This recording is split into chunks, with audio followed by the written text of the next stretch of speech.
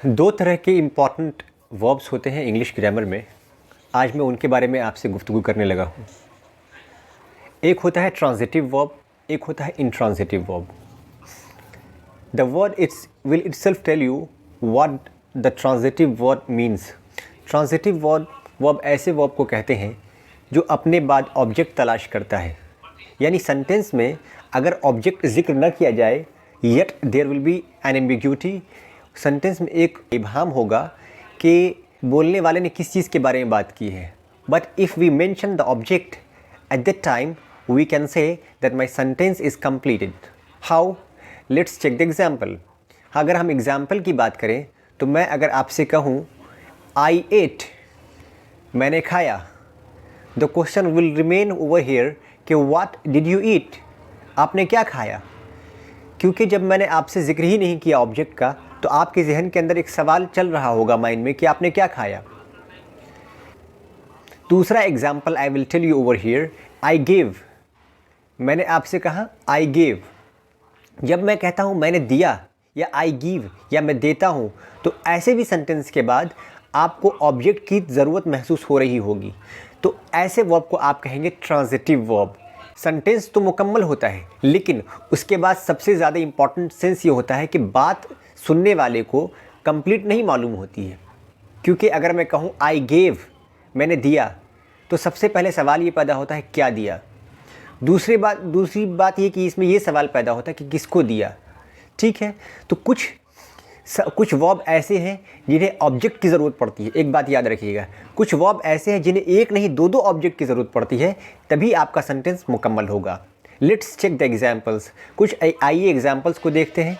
आपके एग्जाम्पल्स हैं आई ईट, तो यहाँ पर भी आप अंदाज़ा लगा सकते हैं कि मैं किसी चीज़ के खाने के बारे में बात कर रहा हूँ। आज मैं आपको एक ट्रिक दे देता हूँ जिसकी वजह से आपको ये अंदाज़ा हो जाएगा कि और पहचानने में आसानी होगी कि ट्रांजिटिव वर्ब को कैसे पहचानेंगे आप। ट्रांजिटिव वर्ब को पहचानने के लिए एक सिंपल सा ट्रिक ये है कि आपको जब कोई भी इंसान आपको जब भी कोई इंसान अगर ये बोलता हुआ सुनाई दे, कोई एक्शन वर्ब बोलता हुआ सुनाई दे, तो आपने उसके बाद ये गौर करना है कि क्या से सवाल किया जा सकता है कि नहीं। जैसे मैंने आपसे कहा आई गेव, मैंने दिया, तो ऐसी सूरत के अंदर आपको ये अंदाज़ा लगाना चाहिए कि क्या यहाँ पर व्हाट का सेंस बन रहा है कि आखिर क्या दिया। यस, बन रहा है। लेकिन कुछ वर्ब इसके विपरीत होते हैं जिसे हम इनट्रांजिटिव वर्ब कहते हैं। इनट्रांजिटिव वर्ब ऐसे वर्ब को कहते हैं जिसके बाद ऑब्जेक्ट की ज़रूरत ही नहीं पड़ती है, no need. A verb which does not require an object, जिसको ऑब्जेक्ट की कोई ज़रूरत नहीं पड़ती है। उसको भी जानने के लिए आप उसको क्या वाले पैटर्न पर, ट्रिक पर आप उसको अप्लाई करेंगे तो आपको अंदाज़ा पता चल जाएगा कि ये इसमें ऑब्जेक्ट की ज़रूरत ही नहीं है। Let's check the example. आइए एग्जाम्पल को देखते हैं। अगर मैं आपसे कहूँ आई स्लीप, मैं सोता हूँ, तो क्या इसके बाद ये सवाल की गुंजाइश बाकी रहती है कि तुम क्या सोते हो। या अगर मैं आपसे कहूँ कि मैं जाता हूँ, तो क्या इसके बाद ये सवाल की गुंजाइश बाकी रहेगी कि आप क्या जाते हैं। विच मीन्स कि these are the verbs which do not required object. ये ऐसे वर्ब्स हैं जिनको ऑब्जेक्ट की कोई ज़रूरत नहीं है। तो याद रखिएगा दोस्तों, ऐसे वर्ब जिन्हें ऑब्जेक्ट की ज़रूरत न पड़े उसे हम कहते हैं इनट्रांजिटिव वर्ब। अब एक चीज़ और गौर करने वाली बात है। शुरू में मैंने आपसे कहा था कि कुछ वर्ब्स ऐसे होते हैं जिन्हें एक साथ दो ऑब्जेक्ट की ज़रूरत पड़ती है। उनके एग्जाम्पल्स को देखने के लिए मैं आपको एक एग्जाम्पल देता हूँ। Raju offered me A cup of T.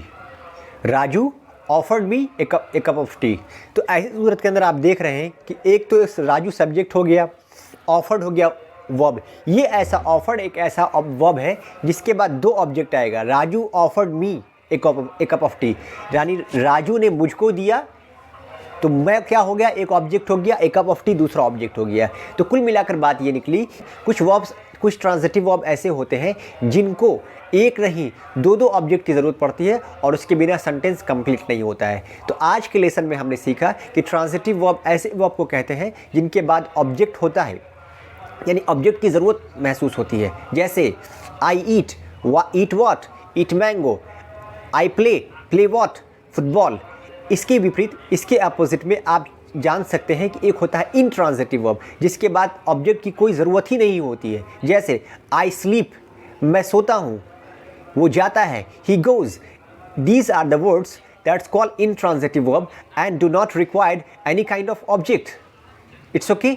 Last में मैंने आपसे मेंशन किया कुछ ट्रांजिटिव वर्ब ऐसे होते हैं जिन्हें एक नहीं दो ऑब्जेक्ट की ज़रूरत पड़ती है. फॉर एग्जाम्पल उनके बारे में मैंने आपसे बताया गिव ऐसा ट्रांजिटिव वर्ब है जिसके बारे में हम ये कह सकते हैं कि इसे दो ऑब्जेक्ट की ज़रूरत पड़ती है. Let's check the example.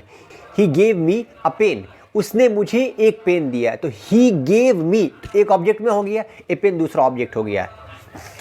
Sonali offered me A cup of T. Sonali offered me एक ऑब्जेक्ट और एक कप ऑफ टी दूसरा ऑब्जेक्ट हो जाएगा. पता ये चला ट्रांजिटिव वर्ब की जो दूसरी किस्म होती है उसमें दो ऑब्जेक्ट भी आ सकते हैं. उम्मीद करता हूँ कि आपको ये ट्रांजिटिव और इंट्रांजिटिव की पूरी बहस समझ में आ गई होगी. हमारा चैनल अगर आपको पसंद आता है, हमारी वीडियोस आपको अगर अच्छी लगती है, इन्फॉर्मेटिव लगती है, तो चैनल को ज़रूर शेयर करें, सब्सक्राइब करें. बहुत शुक्रिया. Thank you for watching this video. Have a good time.